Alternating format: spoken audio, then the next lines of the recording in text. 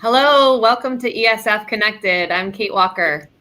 Today we continue our sustainability series for the Center for Sustainable Materials Management at ESF with a further discussion about composting options for non-recyclable fibrous paper materials and the exciting groundbreaking research being done here at SUNY ESF. Joining me today is Professor Doug Daley.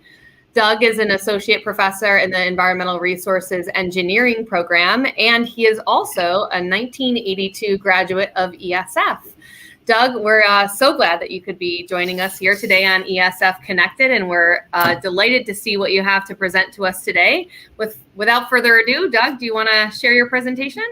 Sure, Kate. Yeah. Thanks for setting this up too, and it's interesting to learn a new platform. So let's jump into this and see what's going on. So I'm going to give an overview of what the project is all about that I've been involved with.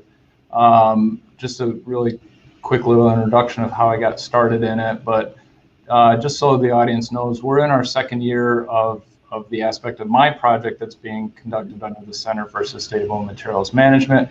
So we've been involved in a lot of information in the first year, information processing to get some baselining going on for New York State and what's going on with non-recyclable papers and composting. And then this past fall, we did a bench scale trial, and we got another one that's going to be starting up imminently here on campus.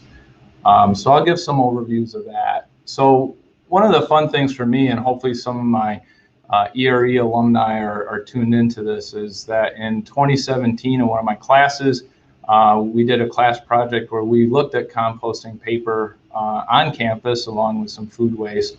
So I kind of did this, what I call proof of concept with the students in 2017. And then I've continued throughout. So one of the important things to me individually is engaging students throughout the projects that I do. So this is a photo of some of our students up in Newcomb looking at community scale composting opportunities for them. And of course, some of you know I've been teaching solid waste engineering for a number of years here. So this kind of fits into my wheelhouse, as they say.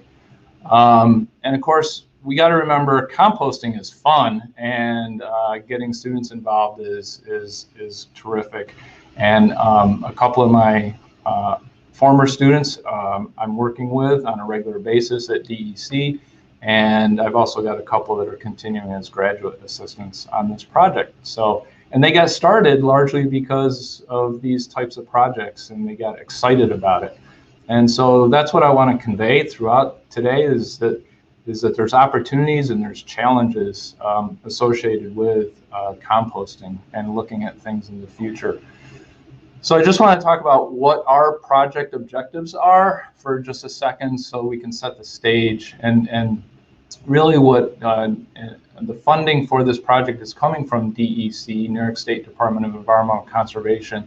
And we're looking at whether composting of what I'm calling post-consumer non-recyclable paper is feasible within the state and at a large scale. So we've had to really deal with challenges of, what is the problem? How big is it?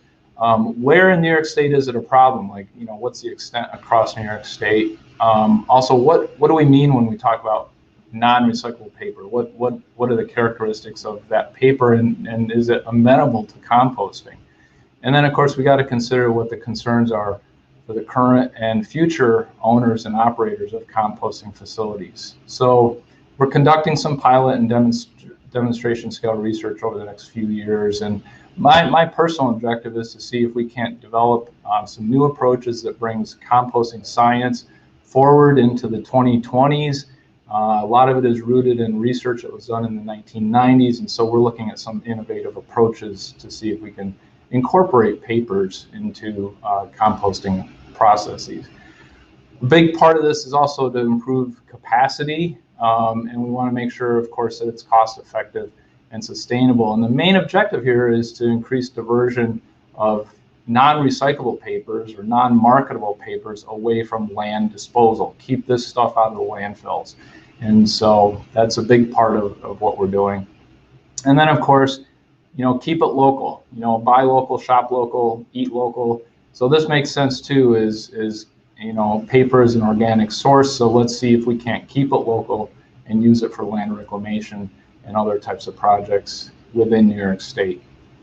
So just a little background on some of the external drivers that are influencing us, and anybody who's involved in waste management is familiar with waste management hierarchy, where at the top of our hierarchy we've got, just reduce how much you generate in the first place, reuse what you can, and then go to recycling, and composting is part of this recycling stage, and then go to energy recovery, and finally to land disposal. And so going from the top down, most preferred to least preferred. And so we still have a substantial amount of paper and paper products that end up in land disposal. So 2018 is the most recent national data that the Environmental Protection Agency has published. And in this case, we got 23% of our municipal solid waste that's generated is paper and paperboard. And a significant part of that is obviously already diverted for materials recycling programs. And yet roughly about 11% of materials that are discarded in landfills is comprised of that paper and paperboard.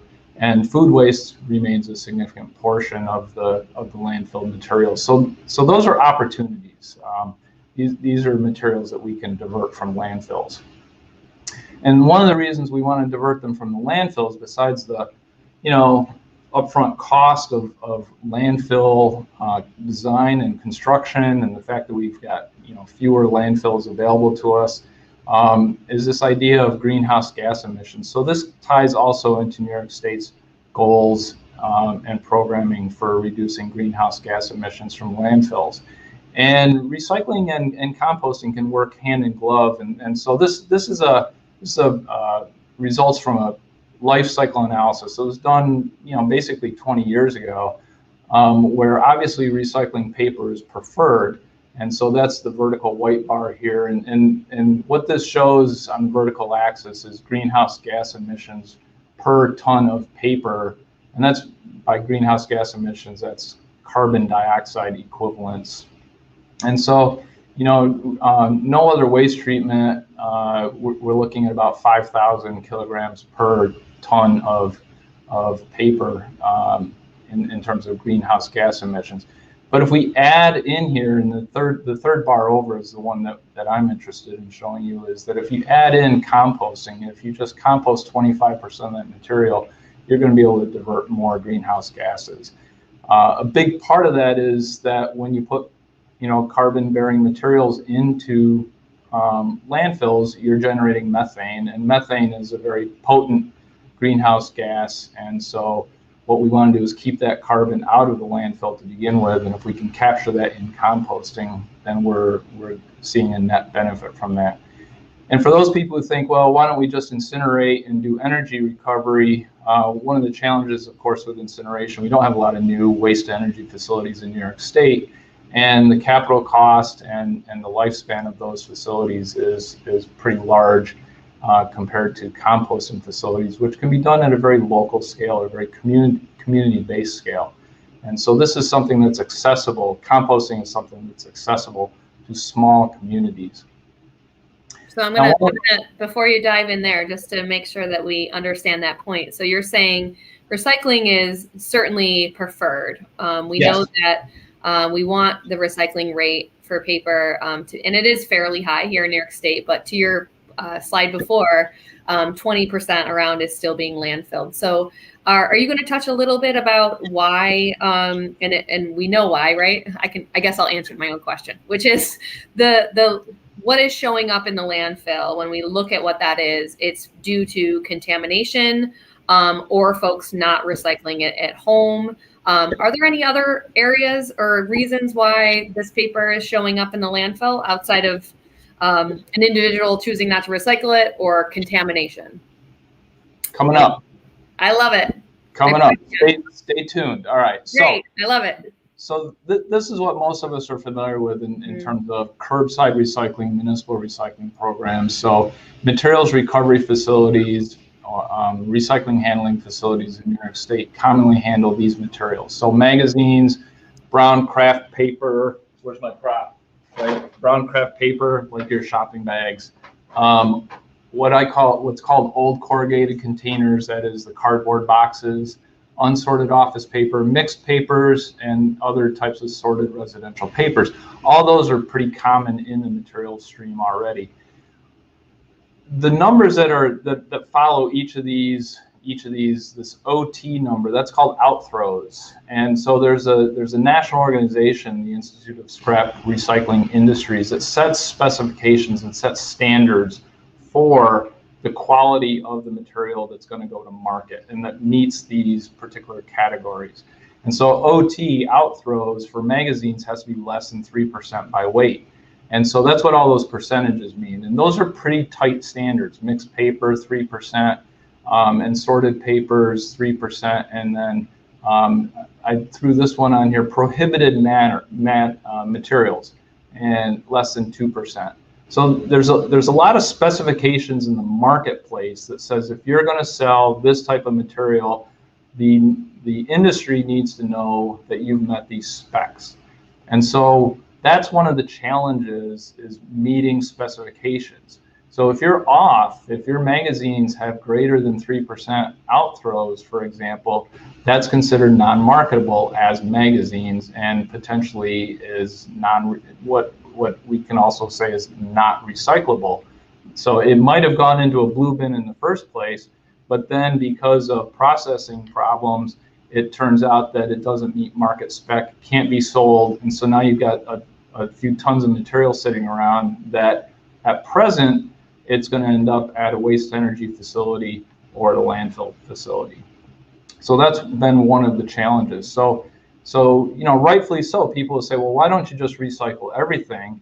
And I think, Kate, that was the question you were getting at. And so part of this is this is a commodity. So we've got some instability in terms of pricing. And most recently in 2018, China's national sword policy basically said, stop sending us your garbage-laden recyclable materials. In other words, they started enforcing those specifications. And a lot of processing facilities found it challenging to meet those new specifications within the Chinese market. Ironically, most recently, the worldwide commodities market is far better than anybody would have thought it would be in 2021, and even through the COVID pandemic of 2020, we saw prices for all those commodities recover dramatically.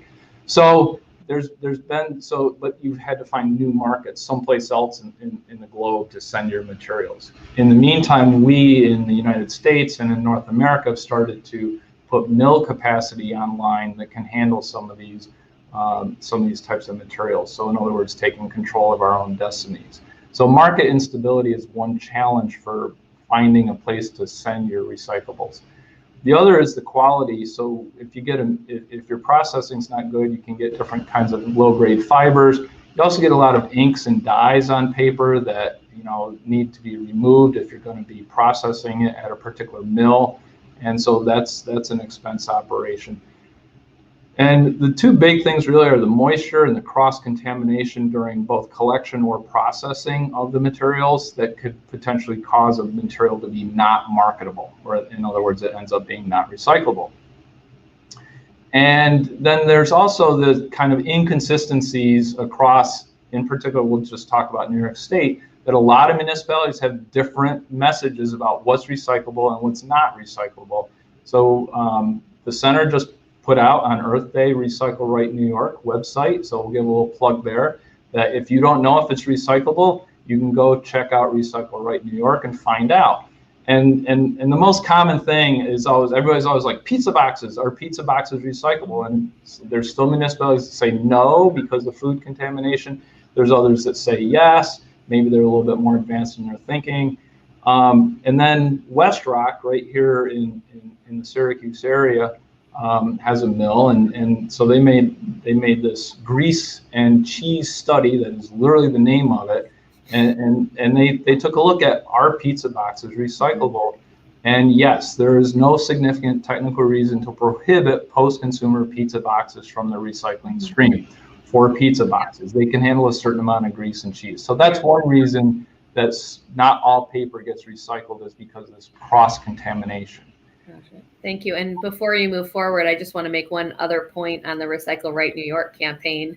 As Doug outlined, the answers to recycling can be really complicated depending on the region, the technology there, but that website is being informed by a very diverse group of stakeholders, and therefore, it's people like industry partners like WestRock, but also those municipalities, recycling corridors, people from all over the state. So when you go there will be very specific regional solutions, and those will be continuing to be updated as we advance the technology and as we advance potential solutions regionally. So it's a great resource, and we encourage everybody to go there. So just another plug. Thanks, Doug.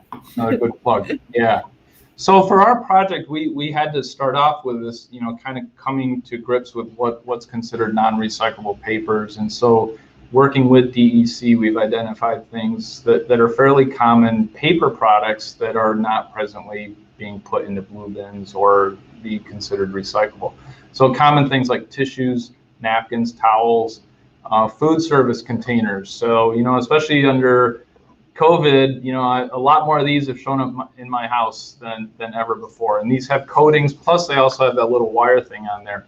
And that little wire thing is considered, prohibited material. So that affects your quality.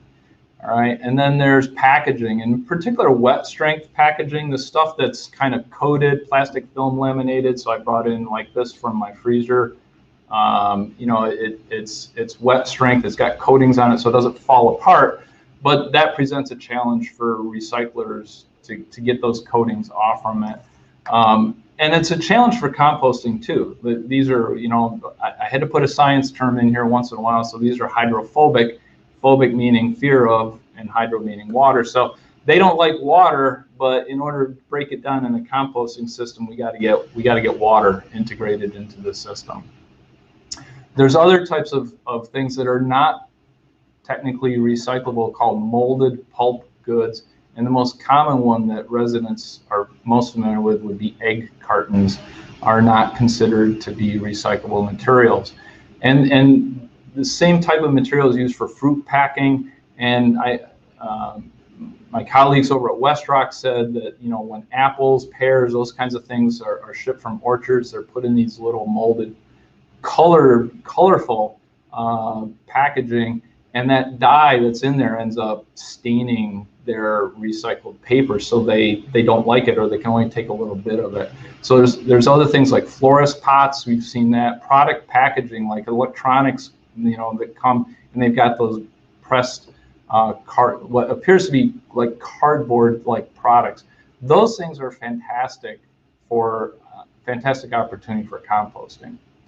And then there's which I referred to earlier, the off-spec materials from a recycling facility. And in New York State, and in particular upstate New York, we know we've got to deal with snow and rain. And when you put your blue bin out and the papers get all soggy, that water is not a good thing to have in a marketable product. So that wet paper is something that might need to be diverted from a recyclables handling facility and sent over to a composting facility under these scenarios. So I just want to emphasize, this project is not about displacing current and successful materials recycling programs. It's about supplementing those programs and dealing with, some of the harder to deal with materials, to be honest with you. So again, the project objectives are to use composting to divert non-marketable paper products away from those waste energy and landfill facilities, try to get a higher and better use for them in the first place. And by recovering what I refer to as the embodied carbon or the embodied energy from those that we can then put to beneficial use. And then also this supports local economic development. It's going to create jobs. It's going to allow entrepreneurs to pursue, developing new compost products as well as new composting operations. And also hopefully help us all reduce or avoid disposal costs in landfills. All right. So that's the kind of the overarching goals for this project. So just a quick review of what composting is. So I tell my students that Composting is an engineered system that provides optimum conditions for biodegradation of organic matter to proceed at an optimum rate such that the process satisfies regulatory requirements and market quality expectations. So, that's try and say that definition 4 times fast. That's a lot going there. So I intentionally use the word optimum a couple of times because that's what composting is, a process that we do engineer. We take, biological sciences and we put the bugs into a situation where they can grow and be happy and do the things that benefit us. And so basically you just take those organic materials, those carbon-based materials, throw some oxygen and water in there, have some microbes which are omnipresent, and you end up with these new cells from the bugs living and dying, and what's called the resistant organic matter, the stuff that breaks down a little bit slower. And then, of course, you got CO2 emissions. So if you're talking about greenhouse gas emissions, you got to do that balance. Is it better to do composting or is it better to do landfilling of this same organic material? So I think a lot of people are familiar with the backyard composting business. So here's a couple of different types of examples of what you can buy at Home Depot, Lowe's, or your favorite, home improvement store, and you can do this in your backyard, and it takes time. And this is not what we're talking about. You can do this at home. You can take your paper products. I do it. I shred them up and put them in my compost bin. But you just got to have a lot of patience, and because it takes a little bit of time. And that's the challenge if you're going to do this at commercial scale, municipal scale, is the time element associated with it. And usually there's some kind of processing step at the beginning of this, and this is another large-scale challenge that we've got to deal with because these non-recyclable papers are going to come in and they're not the usual feedstocks that come into composting operations. And so we might need to consider different ways of processing the material ahead of time to make it more accessible within our composting system. And so there might need to be some pre-processing. Sort of what they already do in the mills that bring in the recycled papers, they've got some pre-processing steps. They've got to remove the scrap metals and the plastics and things like that before it gets into the mill to make their paperboard, if that's what their product is. So we're just kind of looking at this a little bit of technology. I'm interested from the engineering side is what can we borrow from our friends in the paper industry that we might be able to transfer into the materials management industry for composting purposes. The other challenge is we've got lots of different ways of doing composting at a municipal scale. So we got what's called windrows. So clearly the word wind should kind of clue us that if you throw paper into one of these piles, we don't want to be generating litter by having paper blowing around. More commonly, I'm kind of a fan of the aerated static pile, which is literally what it says. You make a pile, you typically are blowing air into it to provide oxygen over a short period of time, usually up about 28 days, and that helps with the breakdown. And then you got a composted product. And so this is what we're talking about at a municipal scale, is these types of large scale systems where this is an aerated static pile system that operates in bays. We mix the materials together. You can sort of see these little tracks here in the bottom. That's where the air blows up through the pile, and they generally are in these piles for about 30 days. And so we also have to overcome this challenge. And so here's some pretty common what are called feedstocks. What goes into the composting operation? And this little abbreviation here, C to N, is the carbon to nitrogen ratio. And so the different feedstocks have different amounts of carbon and nitrogen in them.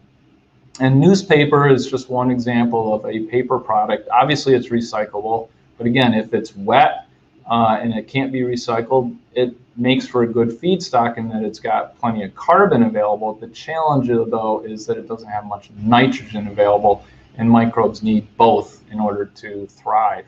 And so basically, from top to bottom, the materials at the top, food scraps and grass clippings, can degrade rather quickly, as opposed to newspaper and sawdust that degrades very slowly.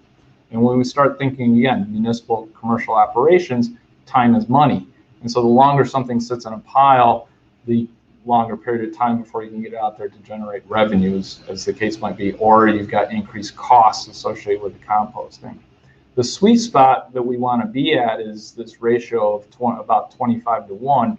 So what most composting facilities do is they will mix materials such as food scraps that have more nitrogen in them with other materials like farm manures or potentially newspapers in order to achieve that balance that's right around 25 to 1. There's your science lesson for today, Kate. Okay. Thank you. I always learn something every time I hear it. Thank you. Yeah. So the interesting thing is on vegetable trimmings or food scraps, New York State has some new regulations that are going into effect in January of 22 that's going to require certain facilities generating, I believe it's still a ton a week of food scrap. Two tons now. Yep. So, but of course, if you generate 1 ton a week, you're welcome to compost it too. Yes. But, yes. You know, if they're nearby a composting facility, and I think it's still 20 to 25 miles as the crow flies. And so that was also one of the challenges. So to just reiterate, some of our anticipated challenges on our project is, you know, cellulose, the main ingredient in paper, is pretty slow to degrade. It will degrade, it's just slower than the other stuff. We've got mixed papers that have these other contaminants such as plastic and glass might be in there, and people don't want plastic and glass in their compost product, so we got kind of a quality issue. And then we've also got a quality issue with inks and other coatings that may actually interfere with the process in that they're either not biodegradable or there may be heavy metals in certain types of inks, which we obviously don't want to concentrate in the environment. All right, so with regard to our particular project, we had to start out. We started out with a survey of compost facilities and recycling facilities to see if the words that we were hearing on the street and within the industry can be verified and validated, or maybe we'll discover some things that haven't been brought forth through the various conferences that we go to. All right, so, you know, again, one of the challenges right now within New York State is the current state of composting facilities pretty much follows the New York State Thruway, with maybe the exception out here in Western New York. But you can see it generally is in the population centers. And so we've got large portions of the state where access to a composting facility is rather limited. And these are what I call the commercial or the municipal scale facilities. Obviously, there's a lot of small scale facilities that are privately run, horse farms and that kind of stuff around the state.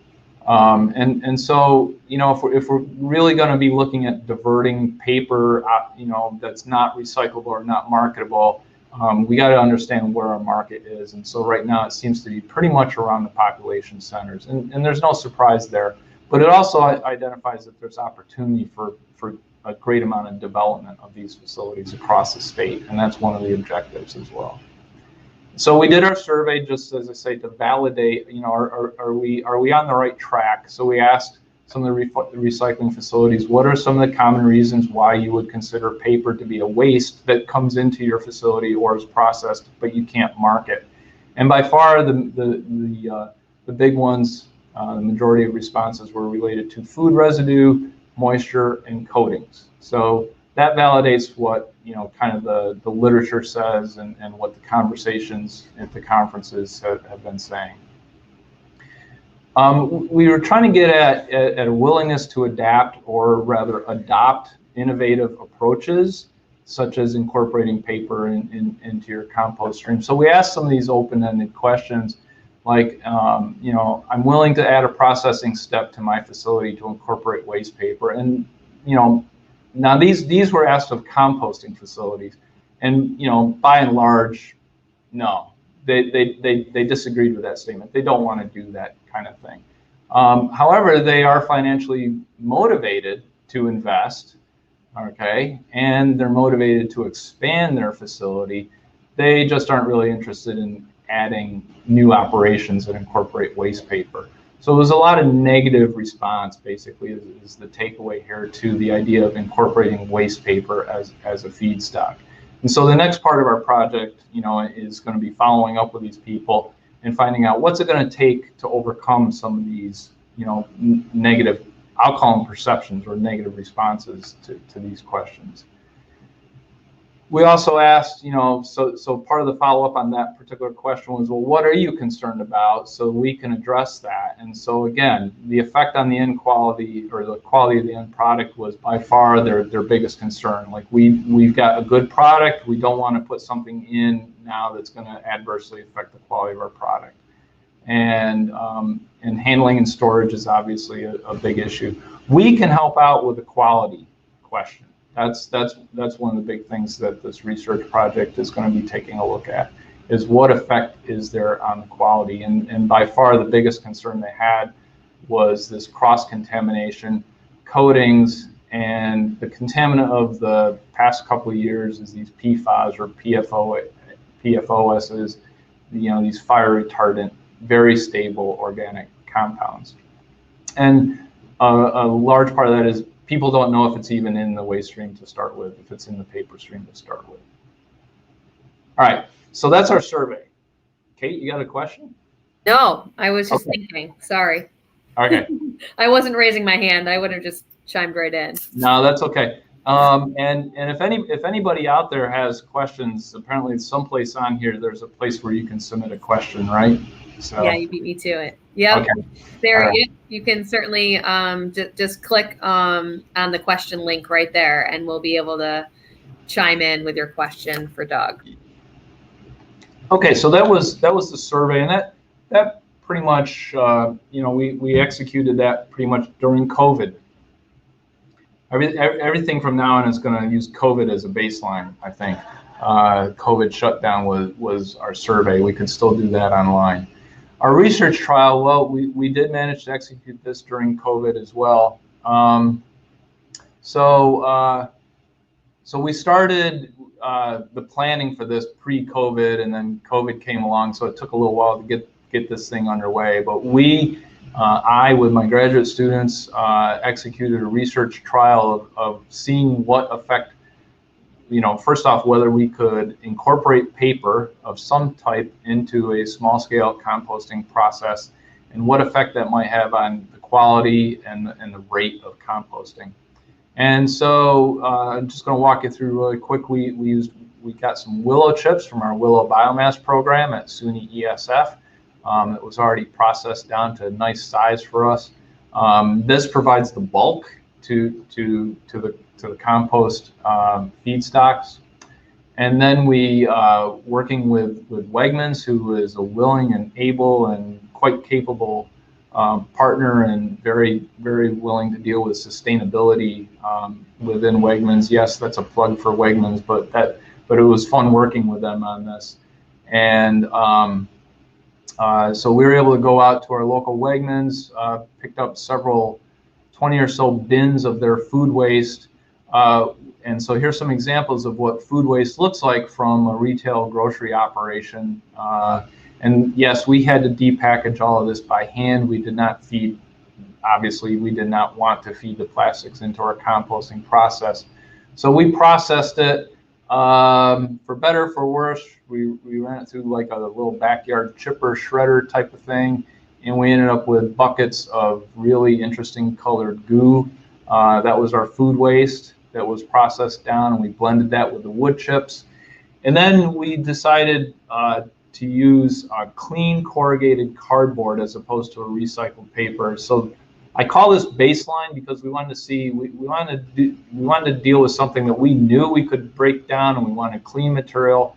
And then over the next few cycles of the research project, we're going to make it more and more and more complicated. And so I had my graduate students spend a few hours shredding the paper into we took a pallet full of cardboard boxes and made drums full of little tiny cardboard strips. That's research. And then we blended all that together. We put that into 30-gallon drums, which we had some aeration lines. That's these PVC pipes that you see penetrating down into the bins. We had some monitoring systems for moisture and temperature in there. We blew air into it. We did it indoors in a controlled environment, so we controlled the temperature and the humidity as best we could. And we knew we were successful because on day one we had some odors emanating. No, I mean that somewhat tongue in cheek. Yes, we did have odors on day one. Okay. Yeah, but we got rid of it pretty quick. We had some fruit flies for a few days. We got rid of them pretty quickly too. Yeah. Okay. While you're talking about odor, we happen to have a question kind of related to odor. So I'll jump in here. We had a question from Bob Halpin, an alumnus. How successful has the incorporation been for using composting with odor control at, I think he's asking, at wastewater treatment facilities? Do you know, I'm not sure I 100% understand the question, but if composting has been being done at wastewater treatment facilities. Yeah, Bob, I'm not sure, to tell you the truth. I know that bark mulch is used as odor control, not composting itself. Yeah. But bark mulch systems is very effective for odor control. Those beds generally stay in place for months, if not years, until they get exhausted. Yeah. Not familiar with using composting for odor control, though. Yeah, I'm not aware of that for odor control at all. I am aware of a couple of municipalities in New York State that are composting at wastewater treatment facilities. Clifton Springs is one of them. And there's some, if you Google, there's some information about that. But yeah, not specific to odor control. But if you want to clarify your question, Bob, feel free to pop that into the chat. Yep. Sorry to break in, Doug. No, that's okay. Delaware County also does a mixed waste composting process. They're the only one in the state that takes their mixed municipal solid waste, runs it through a rotary drum system that basically does pre-composting, for lack of a better word, right now, and then diverts the organic material into an enclosed what I'll call tunnel reactor system or bays. And so all of the exhaust gases from within the bay, from within the facility, actually go out to a bark mulch filter. And having toured that last summer during a pretty good hot day, being inside the facility, I can tell you that the bark filter is extremely effective, because we went and stood on top of it and didn't pick up a whiff of anything, odor, or any kind of odor or ammonia smell. So very effective.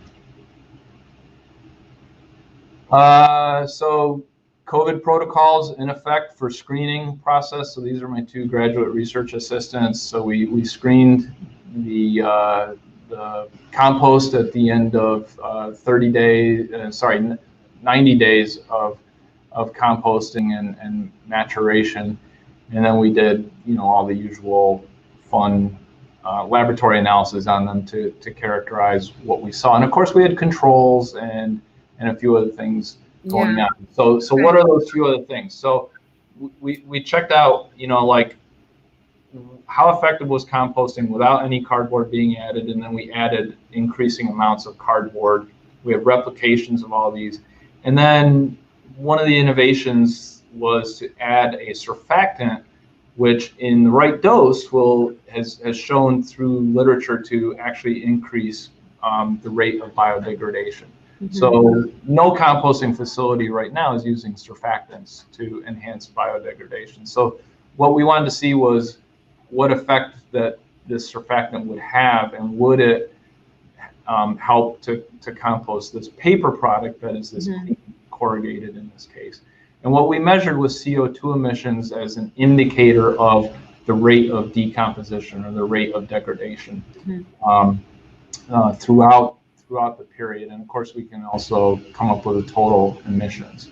So we're still evaluating those data, but here's a snapshot, and this is just a little taste. This is like a teaser. Okay? So this hasn't been completely validated yet, but these are some raw data from basically 4 of these replicated treatments. And so I'm just going to spend a minute on here. So hopefully we've got a blue circle here, which is what is the high amount of, I call it OCC, the old corrugated cardboard with surfactant. The orange circles, orange dots are the high OCC without the surfactant. So if you want to compare blue and orange, that's terrific.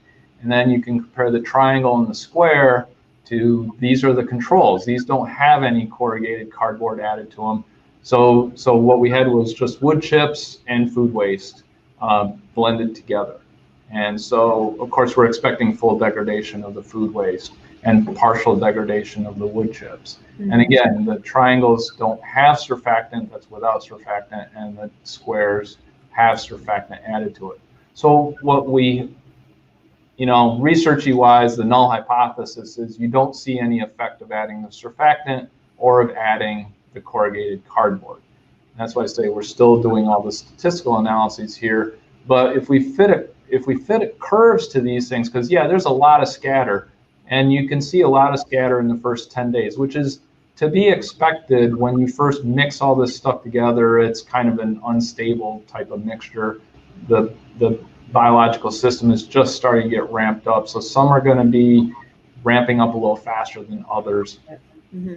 So if you kind of fit one of these curves in here, so the cool thing is, so these are the CO2 fluxes. This is the rate of carbon dioxide emissions. And so the units are, for all the chemists in the room, millimoles per second, right? And so the cool thing is these two lines right here, right, Kate? You can see my arrow moving there, right? Yeah, I can see it. Yep. Yeah. So these two right here, that's the blue and the green, and they track really closely to each other. Well, the blue and the green are the ones with surfactant. Mm-hmm. And so the cool thing is their rate of emission, and the curve fit's not great, but it's also not bad. It's kind of like medium good. So with surfactant, we're seeing a greater CO2 flux than we do on the other treatments, which does not have surfactant, all right, which is kind of more the normal case, okay? Okay. And so the idea of adding the surfactant here seems to be showing that we're getting an increase in our CO2 flux, and if we're using CO2 flux as an indicator of biological activity, that's a good thing. That's what we would like to see operationally, right. And therefore we can get rid of our null hypothesis. But we haven't gotten to that point yet. Okay. So that's what's happening here. And then the second part of this is, well, what effect did adding corrugated cardboard have on the compost itself in right. terms of the rate of emissions? Mm-hmm. So here's the no OCC is, again, the green square and the triangle. And so if we go from high OCC, the orange dot mm-hmm. without surfactant, and compare that to no OCC without surfactant, the triangles. So we're looking for the black and the orange. Well, the black and the orange we see are like literally on top of each other down here at the bottom. Mm-hmm. So that's an indication that adding corrugated cardboard is really no different than the control that did not have corrugated cardboard, and that's also a good thing, right? So now the next thing, which we're still working on, is what effect did it have on the compost quality? What are we seeing in terms of C to N, carbon and nitrogen in the compost? And, are we seeing pretty typical values for the carbon and nitrogen? Great. I see the comment. You got a couple questions here. So before you move on to that, I'm sorry to break in, but did you happen to track dissolved oxygen levels with your various mixtures as a possible variable affecting both odor and decomposition rates? That question comes from Dr. Page. Yeah. So we are going to let's put it this way. We're going to do a little better job on that. Yes, we did track DO levels, mm-hmm. but we in our next one, I'm going to actually be able to do it at different levels within the compost pile. We were able to track them. We did see some as expected, we did see some reduction in dissolved oxygen, but we never saw anything that approached, we used 5% as our threshold minimum value, and we never saw anything below 10%. We ran the aeration. It took us a few days to figure out the balance on the aeration system, so things got off to a little bit of a slow start. We actually ended up over aerating at the beginning, kept the piles a little too cool. Maybe that's more information than what you need, but they all were aerated at the same time, about every 2 hours. We ran it for 5 minutes, and we found that had no significantly observable effect on the DO levels. We maintained always in the mid-teens in terms of DO levels. We did also monitor the DO within the room that we were in, because it was a continuous air recirculation. It's a controlled growth chamber. We did find CO2 levels rose within the room, which was to be expected, and DO levels dropped a little bit as well in terms of a part per million on a volume basis. Bob also asked a follow-up question: how is the liquid generated by the composting process handled? In our case, Bob, we didn't have any excess liquid to worry about in terms of a research trial. And I would say most municipal commercial scale operations have a collection system that captures any of the storm water that falls on the piles and usually diverts them to some sort of a on-site pond or some other, or into a sewer. I guess it just depends on what the facility requirements are. So we don't have any kind of direct discharge or runoff from that water that comes in contact with the compost. Generally speaking, we need really high levels of moisture in our piles anyways, and free water is, freely draining water is pretty uncommon from just the mixtures themselves. And then, okay, I'm just going to follow along. Alumnus Darren Card, can you comment at all on vermiculture for non-recyclable paper, or in general, is this approach being used or showing any promise? So yeah, I can comment, because what the heck, I'm a faculty member, engineer, and all that kind of stuff, so I can probably comment. Vermiculture is really slow. I mean, I consider it to be a polishing step, and it's what I consider to be a value-added process, that we could potentially take some of the compost product that we generate and then let the worms do their thing. We're trying to generate a lot of heat to begin with. We're trying to get into high temperature thermophilic range, and worms don't like high temperature. Just even without doing anything, our piles rocketed up to, once we got the air balance, our piles rocketed up to 120 degrees to 140 degrees without any problem, because we got all those volatile solids in there. And so a lot of heat gets generated. So vermiculture is not good for just dealing with raw food waste, raw materials being thrown in. And it is they're much slower, and they're, I would say, land intensive and potentially capital intensive, because the handling system is really a challenge in those. It creates a great product, but for the amount of non-recyclable paper that we're talking about, I think it might be a challenge to do at a large commercial scale. Got it. So definitely though, for value added, definitely value added promise for sure. Darren. Thanks for answering that. And I think you probably have a couple more slides here. I have one more slide. Okay, great. So I mentioned them a couple of times, and I can't do this without the able-bodied assistants. and I realize for the future, when I'm recruiting graduate students, the ability to lift 50-pound buckets of slop is a critical criterion. Besides their educational background. But both Grace and Michaela graduated from our undergraduate program. I hooked them into this, and they've very capably helped out. And of course, I mentioned before that the New York State Department of Environmental Conservation is providing funding through the Environmental Protection Fund for this project and a series of projects, and we're looking for some demonstration projects in the future. And my two contacts are Christine Ellsworth, who's a former student of mine, ESF alum as well. And I think Sally Rowland might have been. I'm sorry, Sally, if I forgot the other, but there are two primary contacts on this. And if anybody's involved in materials management in New York State and you've yet to come across Christine or Sally, well, you better come across them.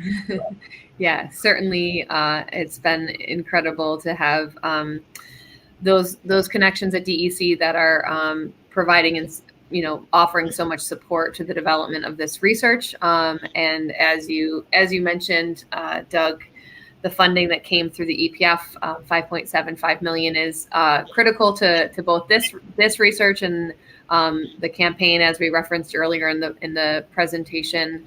The Recycle Right New York campaign, but also a number of other initiatives, which we've spent some time highlighting on other episodes of ESF Connected. So I would say if folks want to learn more about the center, certainly go there and check out on YouTube. There's been a number of other presentations provided this month and last month on what the center is up to.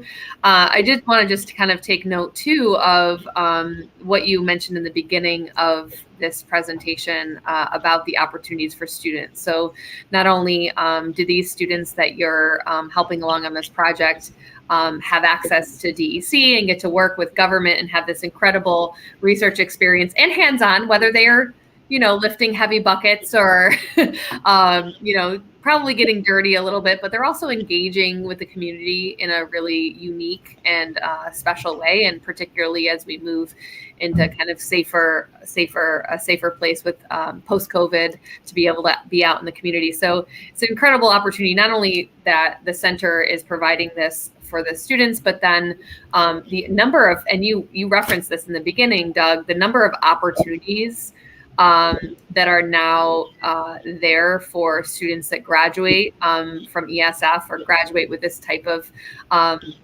background in sustainability and specifically with compost.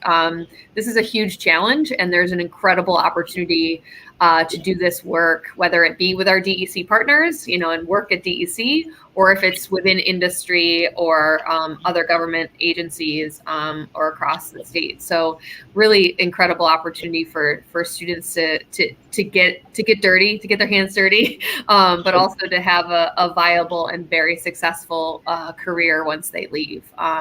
So to any alumni that are watching today, certainly, as you're in your fields, whether it be in composting or in other sustainability areas, there's continuing to be a great streamline of or great line of students that are coming out of ESF. We had one more question. I don't know, when you talk about odor, Doug, Blair Page asked another question that said, how did you get rid of the odor in fruit flies during your testing? Do you want to answer that one? Nature's a mystery sometimes. So I'll be honest, I don't know how we got rid of the odor. We were aerating. The odor was what I would characterize as that nice fruity fermentation smell that you get right from the get-go. And we were aerating for a day, and the ventilation system in the building got shut off due to energy conservation measures over the weekend. And and once they turned the ventilation system back on, that evacuated the hallway space. Coincidentally enough, the chancellor of SUNY visited that morning. That everybody was running around trying to figure out where that funky smell was coming from. It was not the typical, it was not hydrogen sulfide, it was just kind of nice fruity fermentation. And we finally got it. It only took a few hours, and I'd be honest, we didn't do anything different other than we just continued we backed off on the rate of aeration. Mm-hmm. And it took care of itself in less than 24 hours. I honestly we didn't do anything different. And the chancellor did get a little bit of a whiff when he visited the building later that morning, and it, somebody explained to him, that's our composting trial, and that's the sweet smell of research, and he was more than pleased to hear that say. Yeah. Yeah, and it changes. I mean, depending on so many factors, that odor changes, and it can change very quickly. Yeah, and the fruit fly thing, other than hanging pest strips, they exploded and they were gone within 4 days, and there was no lingering after effects. Yeah. And Andrew, yes, we did not put a biofilter or a layer of chips over top of our piles. That's an improvement we're going to make on our next go around. Yeah. Because we're just going to make improvements, right? That's what we do. Yeah, so Andrew Radin, our dear friend at Okra and partner, mentioned that he is using a layer of the finished compost as a biofilter on the active aerated static piles. So, and that can be effective in controlling those odors. So certainly next time around, or figuring out how to utilize that. Thanks so much, Andrew, for the comment. We appreciate it. Any other pieces, Doug, before we wrap up today? Is there anything else you'd like the viewers to know about what you're doing here at ESF?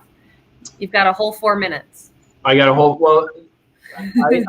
failed to acknowledge my friends over in what's now our chemical engineering department, who are the paper experts on campus. I couldn't do a lot of this without them, because I do firmly believe there are things that are happening in the paper recycling industry in terms of the mills for preparing feedstocks for paper recycling that I think we should really consider looking at. How can we adopt similar technologies to prepare papers for composting? So my colleagues over there have been really helpful in doing innovative, or what to us in materials management we call innovative, and to them it's just business as usual in terms of fiber analysis, looking at where the fibers in the compost coming from. What was the source? Was it the wood chips? Was it something else?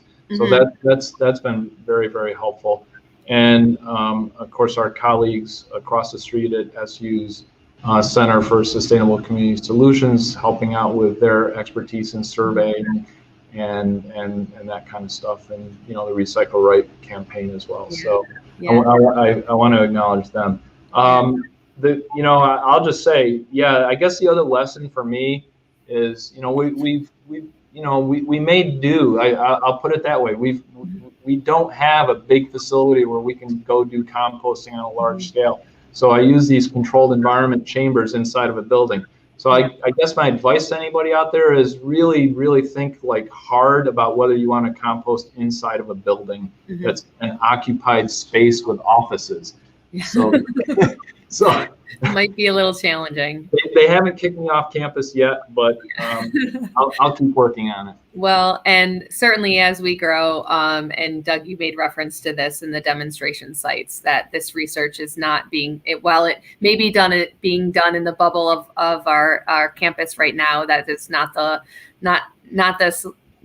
short, that is only the short-term solution. We are going to be partnering with folks that have larger space and doing demonstration sites, as you referenced. So certainly we don't want your colleagues to be too angry at you. So thank you so much. One more thing.